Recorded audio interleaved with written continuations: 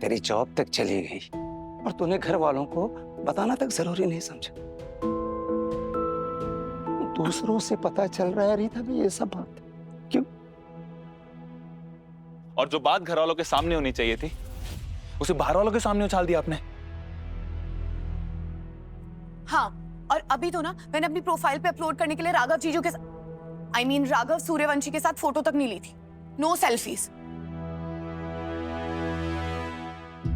आज तूने जो किया उसे हद पार करना कहते हैं। सिर्फ एक नहीं दो रिश्ते हो रहे हैं हमारे उस घर के साथ।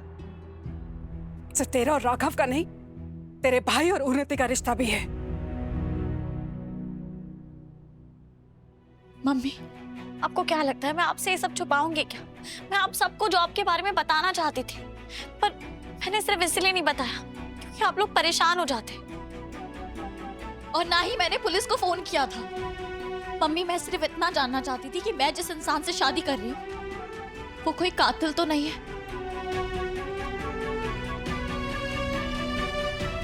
मैं बस रहीम चाचा को न्याय दिलाना चाहती थी और कुछ नहीं। रहीम चाचा की मौत का दुख हमें भी है दीदू, पर और भी तो रिपोर्टर्स होंगे ना जो इस केस की इन्वेस्टिगेशन तेरी तरह ईमानदारी से कर सकते थे। पर क्या हुआ? ना जॉब मिली ना ही इज्जत। इससे पहले ही दोनों परिवारों के बीच में जो कड़वाहट थी वो और बढ़ गई, स्पेशली तेरे और जीजू के बीच में। और इस बात का असर मेरे और उन्नति के रिश्ते पर भी पड़ रहा है दीदू। तुझे पता है जो उन्नति ने क्या कहा कि ध्रुव, मुझे लगता है कि दीदू चाहती नहीं है कि हमारी शादी हो। और मैं कुछ बोल भी नहीं पाया उसे।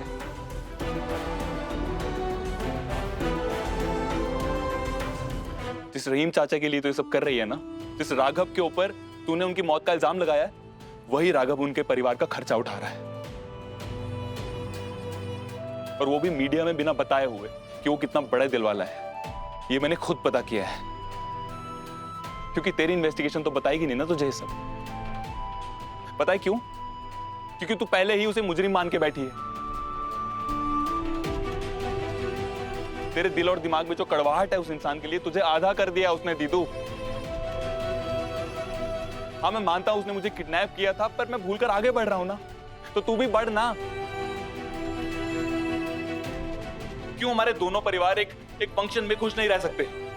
क्यों सबको ये लगता है कि यार पता नहीं री चौधरी क्या कर देगी इस बार?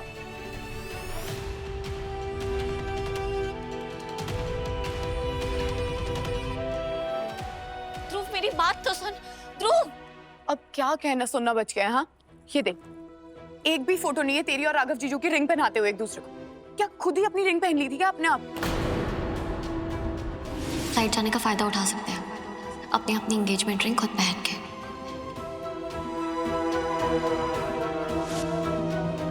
चुप कर। ऐसा भी कोई करता है क्या? मुझे नहीं पता। कुछ भी बोलती है। चल अंदर। रीत, ध्रुव की नाराजगी गलत नहीं है, बस बहुत उठा लिया तूने अपनी और राघव के बीच इस नाराजगी, इस दुश्मनी का बोझ। अब एक नई शुरुआत कर, क्योंकि कल अग्नि को साक्षी मानकर सिर्फ 7 फेरे ही नहीं बल्कि 7 वचन लेकर 7 जन्मों के लिए राघव की जीवन संगिनी बनने वाली है तू।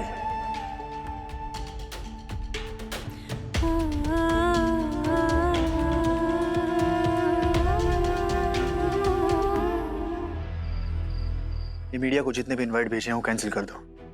ये ठकराल कंस्ट्रक्शन का जो स्कैंडल बाहर आया है, उसके बाद मुझे ज्यादा शोर शराबा नहीं चाहिए शादियों में।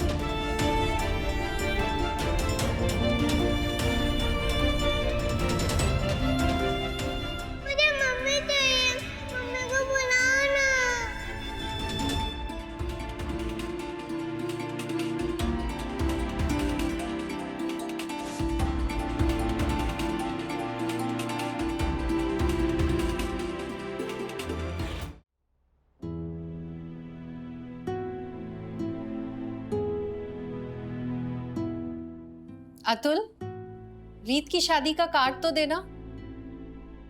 मैं भी तो देखूं किससे शादी कर रही है। बहुत खुशनसीब होगा वो लड़का जिसे रीत जैसी जीवन साथी मिलेगी।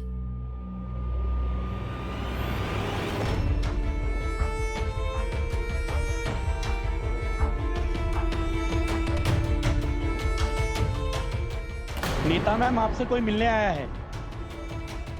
हाँ बिठाओ उन्हें, मैं आती हूँ।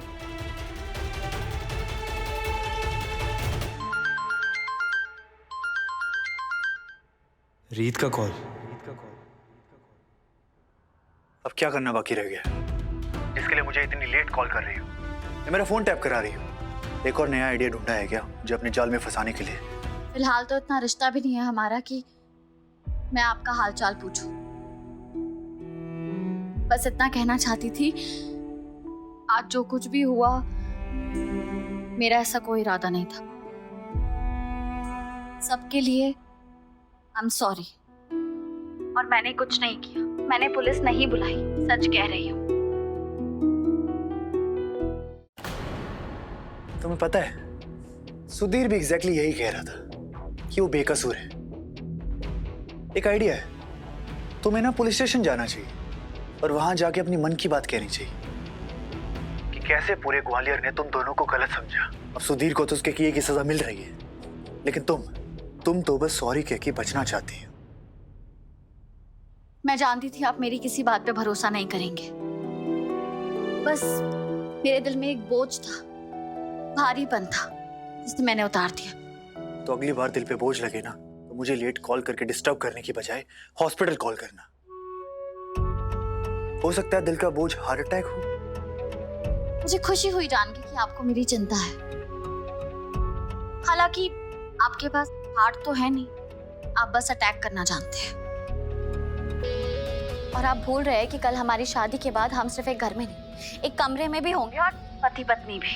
कैसे बने हैं, क्यों बने, क्या पता।